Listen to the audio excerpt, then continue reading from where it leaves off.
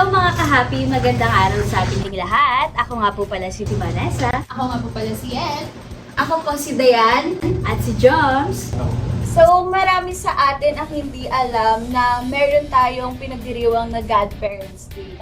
So, ngayon magkakaroon kami ng konting kwentuhan at meron kami mga hinandang mga regalo para sa kanila. So, alam namin na kahit kayo hindi nyo alam na merong selebrasyon para rin sa mga ninong at ninang natin. So, may mga konting questions kami or mga topic na pag-uusapan.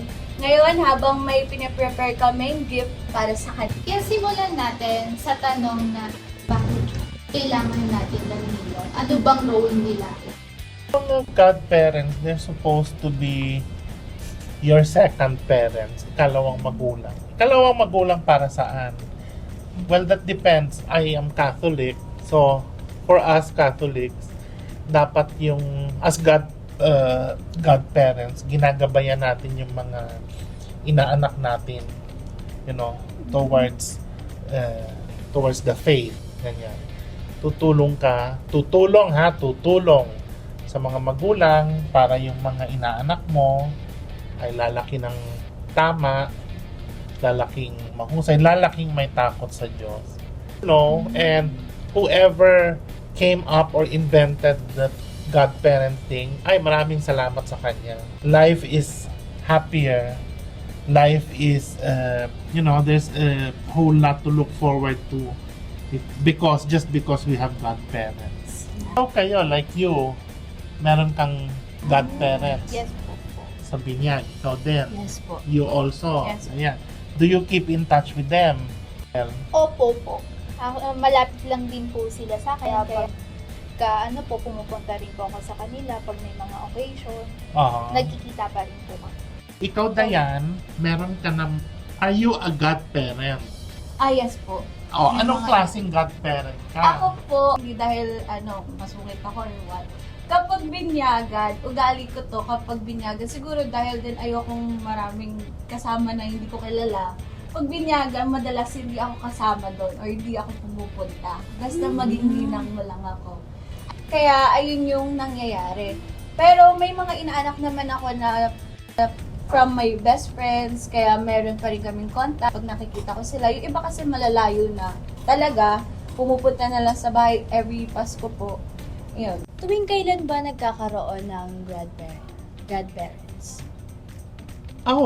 Sa alam ko, pag baptism, confirmation, wedding, and ordination. Ordination for the priests.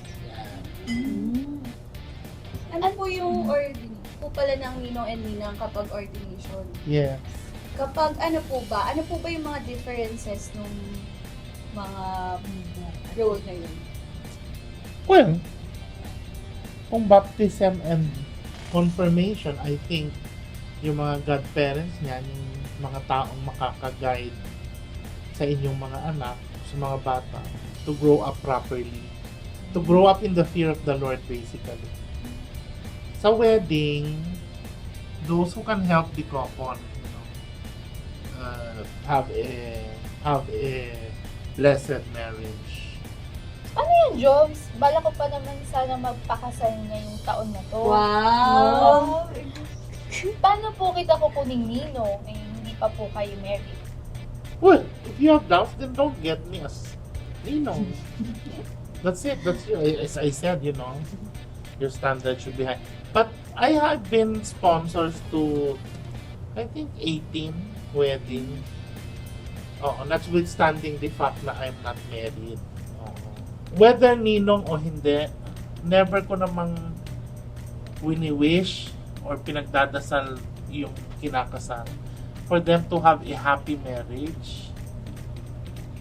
That is wrong, you know.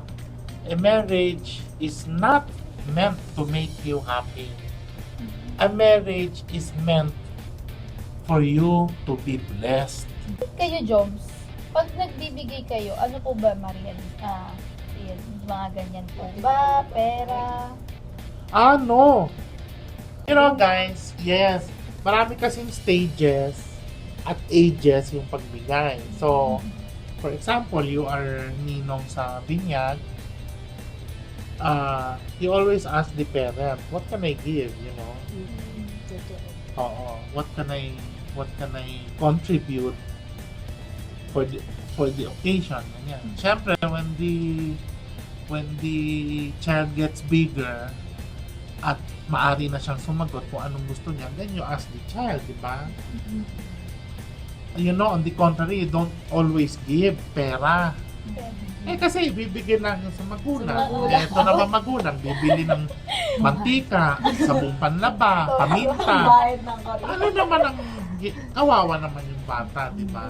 So, kanina napag-usapan natin yung mga regalong binibigay natin kung galante ba tayo. Ngayon, alam na natin lahat na may Godparents Day.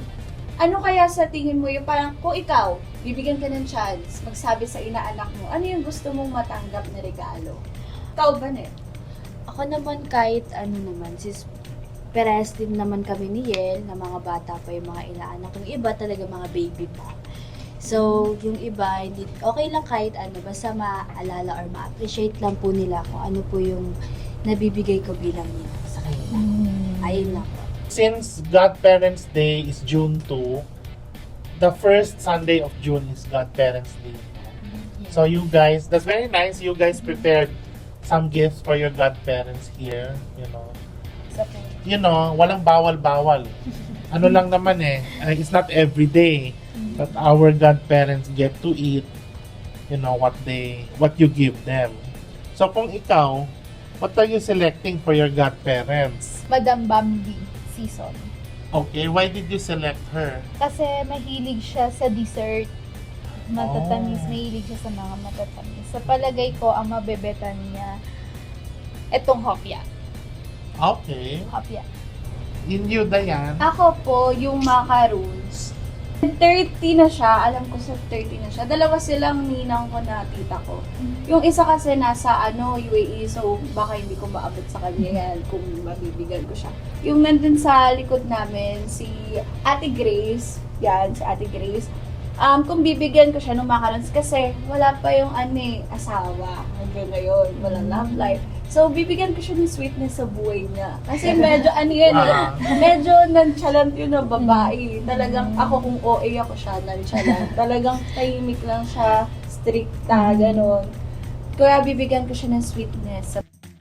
Ikaw naman, Joms, kung maibibigay ka sa mga ninang mo, ano yun? Well, you know, all of them are dead except one. But you know, for example, that Ensimada, I'll give that to Mama Pasita. She's Mom's oldest sister.